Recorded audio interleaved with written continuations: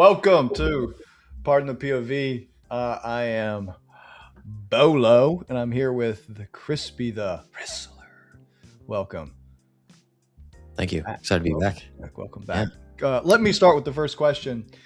We have a Premier League team that is known for executing well. Agree or disagree? Will Arsenal win the Premier League Cup this year? Yes. Agree. Tell me why. Because we're still ahead technically on points, and I'm holding out hope that we will get our shit together, and I believe in the team. Received. I disagree. I think it would be a three-peat failure. That would be epic. This is great.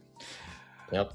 Okay. Let's get started with sales enablement calls. I think Arsenal is great. I love watching people in red win because it's my favorite color. So it's great. Yeah, I'm here behind the scenes. This has been an odd start to the show with the whole ASMR bit. Wouldn't recommend doing that again. Question 1, the accountability paradox, visibility versus autonomy. I like this question. There's a tension that lives inside every sales org, and nobody names it cleanly. The tension between accountability and autonomy. Leaders want visibility into what their team's doing, where they're doing it, when they're doing it, whether they're following process. You know the bit. Reps want freedom to run their own plays, build their own relationships, and not feel like they're being micromanaged or big brothered.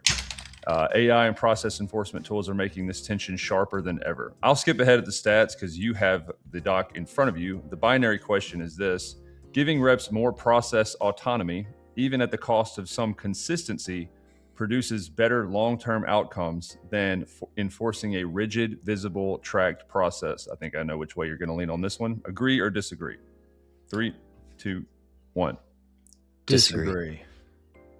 Starting off on the same foot. Crispy, go ahead.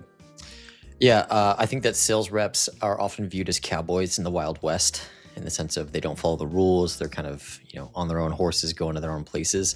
And when you do not enforce some level of structure and process within your team, it will lead to inconsistent experience across the board. And that will directly reflect in the data, in close rates, in deal sizes, in speed to close, and all of these different metrics in totality. And ultimately, the sales process should be cascaded upon them, and everyone should follow the same standard, I think is really what it is. I think this transcends process and goes more into here's what the standard is for the business, because we know that it works and drives revenue.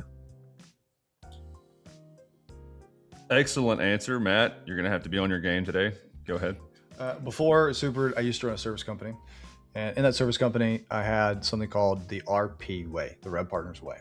And in that was when we deliver value to customers, we do a set standard where you send recaps and you communicate with their SLA. And these were activities that, left to their own states, the human would not do. And it's our job in delivery, it's our job in sales, which is actually a customer experience, to give the same experience to people because they experience sales.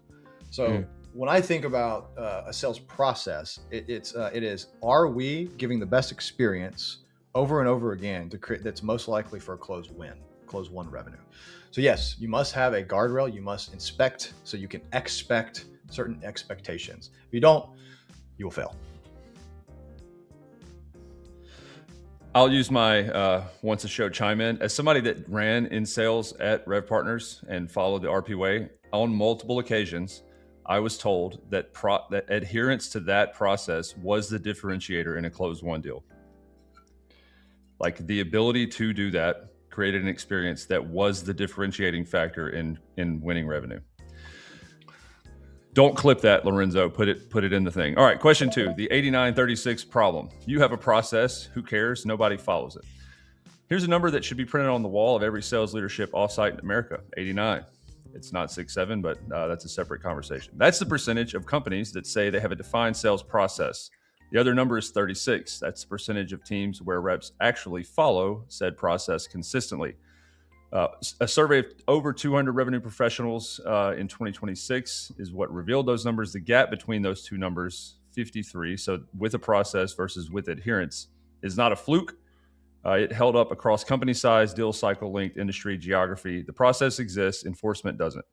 So the question, the fact that 89% of companies have a defined process while only 36% follow it is primarily a people problem, not a systems problem.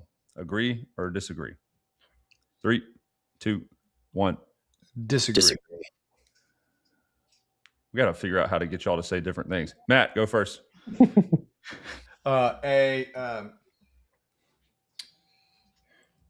People do what you expect them to do, and they want to do what you expect them to do.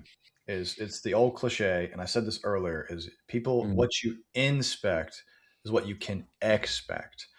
And when you have 36% of a process not being followed, that is clearly a systems process, and it's probably the lack of inspection occurring at the management level. That is a systems problem. It is not a person. That individual rep, if that's true, means they don't even know what it is, or there's not a common set of expectations across people. Because people respond positively when you give them a path to doing what is good. And then when they don't, that's a people problem. But those numbers clearly show me it's a systems problem. Y'all are getting so close to 45 seconds exactly. Crispy, your take. Yeah, I think that it's I agree it's a systems problem, because here's the problem that I see in today's area. It's unrealistic to expect someone to go to Google Drive and read a document, or go to Notion and read a document and then bounce into the area where you actually take the action. It's extremely unrealistic to expect that. That is not a people problem. It is a process problem from a systemic standpoint. So solution is, when you visualize the process directly within the flow of work, the expectation is very reasonable. Therefore, there is no excuse to ignore it or not follow it whenever it's needed. I don't think this is a people problem whatsoever. I think it's truly it's hard for me to follow the process now because there's not a system for me to follow, right? In my current state, when you build the system to follow the process, it's easy and not excusable at that point. Got some good sound bites from this. Fingers crossed we can keep it going. Question 3. Process location problem. Where it lives determines if it gets followed. I said this last week about my favorite question. This may be my second or first favorite question ever. So there's a detail in the 2026 State of Sales Enablement survey data that deserves its own conversation when we ask where process guidance lives inside sales orgs. The answers were docs and wikis, about 15% quota attainment, training sessions, 12% quota attainment, CRM fields and stages, 24%, and then get this, embedded directly in the flow of work, almost 49%. Same process, different location. Difference between where your process lives and where your reps actually work is not a minor inconvenience. According to the data, it's the single largest predictor of whether anyone follows the process at all. By the way, Matt, this is in conjunction with inspection, which raises a question most orgs are not asking. Not is our process good, but where the hell does it live? So here's the question. Where a sales process lives, docs and wikis versus embedded in the CRM workflow, matters more than the quality of the process itself. Agree or disagree? 3, 2, 1. Agree. Damn. I guess this is good. Crispy, you're up first again. Yeah. This is his answer, by the way, from last time. Yeah. I think more of like journey versus the destination. You know what I mean? In this scenario, especially when it comes to, I think about Apple CarPlay quite a bit actually, or Apple Maps. You know, anything that's on your phone where you're looking for directions. It is unrealistic to expect me to arrive to my destination if I'm looking at my phone over here of the direction I'm supposed to go to and drive a car. I'm gonna fucking crash and die. Boom, bad. It's unrealistic to expect me to get to my destination, like period. Now, what's happened is the optimal way is Apple CarPlay exists in my car on a screen that I can look at and drive and get to my destination safely. It's brilliant. That matters way more than like the previous version, because it's in a place where I'm constantly looking and I can get to my destination and glance at it whenever I need to in the flow of work as I'm on the journey. So that is the best way to visualize process to make it effective and force your people to follow it. I'm taking away a point because you didn't reference MapQuest, which would have been a great addition to that answer. Matt. Too young. Oh, gosh. Okay. Yes. It's how humans are created. And this says, you see this, you give the example of the physical restraints of humanity, but there's also a behavioral constraint of humanity. And that is BJ Fogg's behavioral model says when these three things happen, people respond. And it is when motivation meets ability meets prompt. And so you see this happen very often in donors. And like if you hit somebody when they see a sick child and you ask them for money, they have the motivation. But I might all have the ability and motivation, but you never ask me for money. I don't give money. You must have the prompt in the right place with the ability to do it. That's why embedded workflows work better, because the reps want to win. They don't want to lose. And so when you put it in the right place, with the right reason, you give reps the opportunity to win. And that's what matters. Apologies for the delayed sound effect, but that was good. I give the point to Matt just because of the MapQuest omission. I don't care if you're old enough or not. You should have known about MapQuest and having pages upon pages of physical papers in your car trying to get to Disney World and not wrecking down the interstate. Question 4. The hidden lever. Matt, I know you will like this question. You just referenced it earlier, but inspection, you can expect what you inspect or vice versa.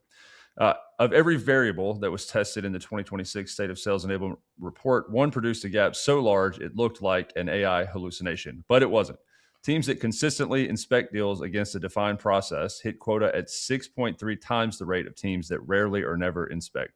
6.3 times. 6.3 is probably the goal difference and why Arsenal won't win, but I digress. Not 20% better, not twice as likely, 6.3 times. Most managers aren't doing that. 58% rely on CRM dashboards for inspection. 26% use the ad hoc, so gut instinct. Only 3% use deal review templates.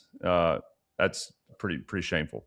Anyway, the question is this. Consistent deal inspection is the single most impactful thing a sales manager can do to improve team performance more than coaching, hiring, or training.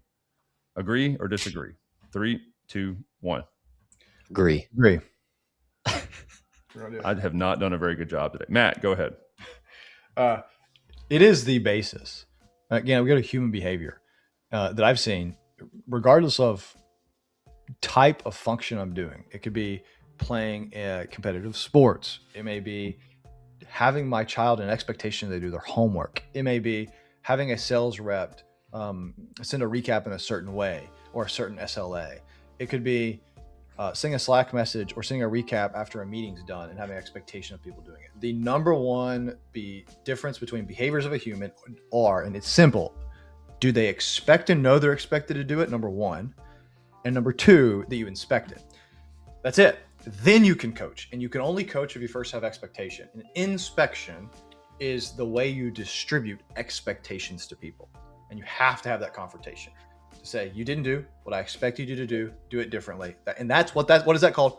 Coaching. You can't coach without inspection. That's where I see people get a lot of things wrong. They try to coach without first having a common standard of expectations that they inspect. I hit the gong extra hard on that one because you were getting spicy, but it was good. Crispy, you're up. Yeah. I believe this is one of the most important things a sales manager can do within their team. It's I believe shame is one of the most powerful things that a human can experience in their professional and personal life, and people need to experience shame more. Shame is fucking powerful, and if you feel shameful, you will react in the way that you need to react. So a good example of this is, why does this close date not have an update from last time?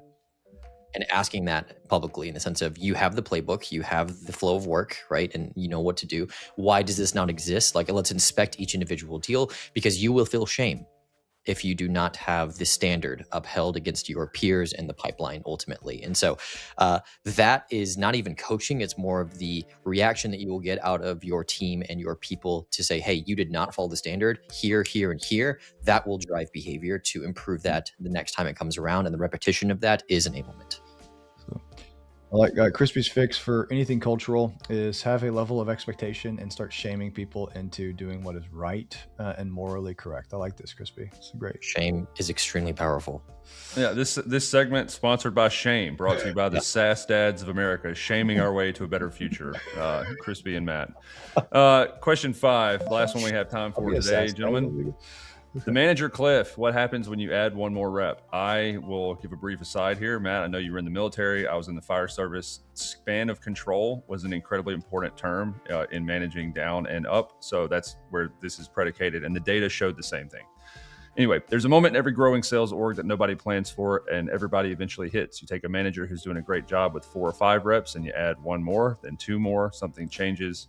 The data in the 2026 State of Sales Enablement has a number for exactly when that changes, and it's 6. When managers support 1 to 5 reps, 44% of those teams see high process adherence and thus quota attainment.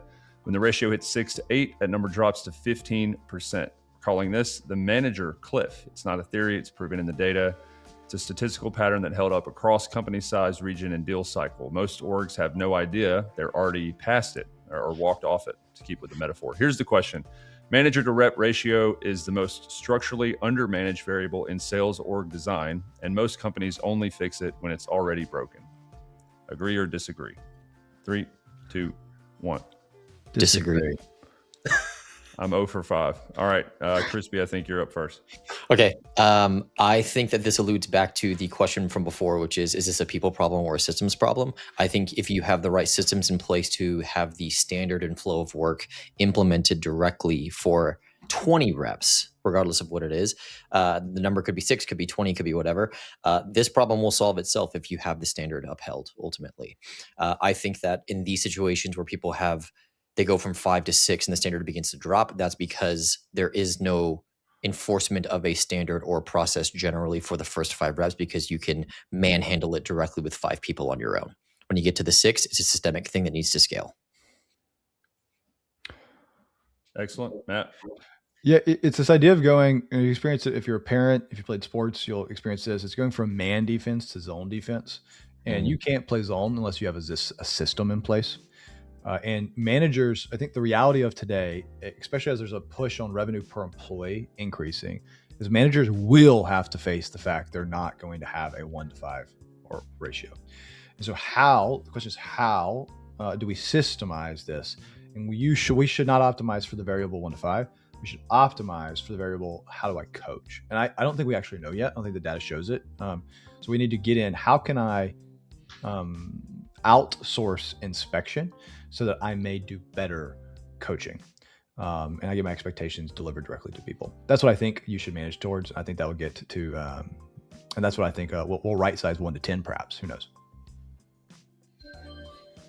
Yeah, I know we're close to being out of time. Just as a point, the drop from 44% at 5, like this to me is a kind of secondary symptom where there's 56% left of process adherence there with 5 reps. So if managers were better equipped to get 5 reps to 100, you could kind of, make the downstream impact better with larger teams. You should make the argument that 44% adherence at 1 to 5 is piss poor too. So like no one's, yes, there's a drop, but there's a systematic issue at hand. Mm-hmm. I award the win of the day to Crispy only because his soccer team is getting their asses kicked, and I hope he takes this and feels better as the week moves forward. Matt, I will let you wrap it up for us today with one final thought. Guys, here's what I'll say is I was at Southbound this past week, and I think this is one of my favorite talks. It was by Mark Roberge, and he gave something. And if you're a SaaS company, I just say this: you got to do this now, and it is. And get his book. I'll say get his book, Science of Scaling. I went and bought it afterwards. The talk was so good. It is what is product market fit? Product market fit is if customers retain. But how do you know that when it's a lagging? You must have a leading indicator. And if you do not have a leading indicator in what is driving retention in your business, prepare for some issues. I've experienced this with Super as we go on for like product 1, product 2, and now product 3 is you must know what, and you must have a hypothesis is what is going to drive people to stay, even if you can sell them, what is keeping them stay. And I'll just leave with that. As you think through it, get the book. It's called The Lure. It's called The Leading Indicator of Retention. Get your leading indicator of retention today. Love it. Thanks for joining Pardon the POV, Crispy. Matt, we'll see you next time. Adios, everybody.